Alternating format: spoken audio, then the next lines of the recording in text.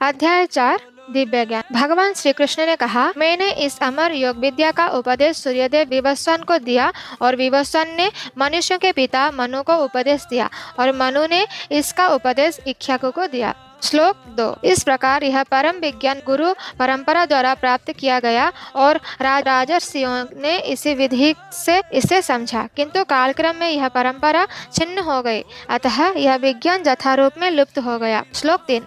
आज मेरे द्वारा वही यह प्राचीन योग यानी परमेश्वर के साथ अपने संबंध का विज्ञान तुमसे कहा जा रहा है, क्योंकि तुम मेरे भक्त तथा मित्र हो, अतः तुम इस विज्ञान के दिव्य रहस्य को समझ सकते हो। श्लोक 4।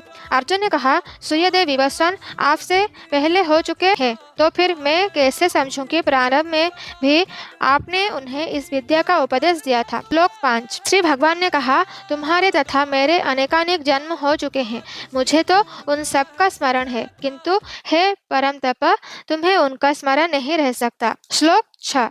यद्यपि मैं अजन्मा तथा अविनाशी हूँ और यद्यपि मैं समस्त जीवों का स्वामी हूँ, तो भी प्रत्येक युग में मैं अपने आदि दिव्य रूप में प्रकट होता हूँ। श्लोक 7। हे भरतवंशी, जब भी और जहाँ भी धर्म का पतन होता है और अधर्म की प्रधानता होने लगती है, तब तब मैं अवतार लेता हूँ। श्लोक 8।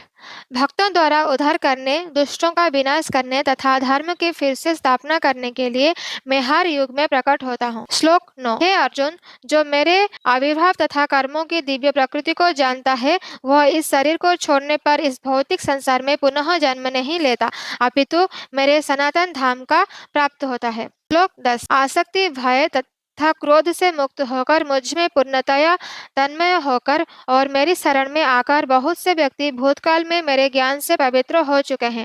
इस प्रकार से उन सबों ने मेरे प्रति दिव्य प्रेम को प्राप्त किया है। श्लोक 11। जिस भाव से सारे लोग मेरी शरण ग्रहण करते हैं, उसी के अनुरूप मैं उन्हें फल देता हूँ। हे पार्थ, प्रत्येक व्यक्ति सभी प्रकार से मेरे पथ का अनुगमन करता है। श्लोक 12।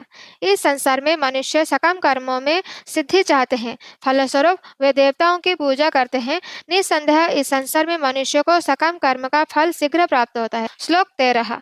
प्रकृति के तीनों गुणों और उनसे संबंध कर्म के अनुसार मेरे द्वारा मानव समाज के 4 विभाग रचे गए हैं।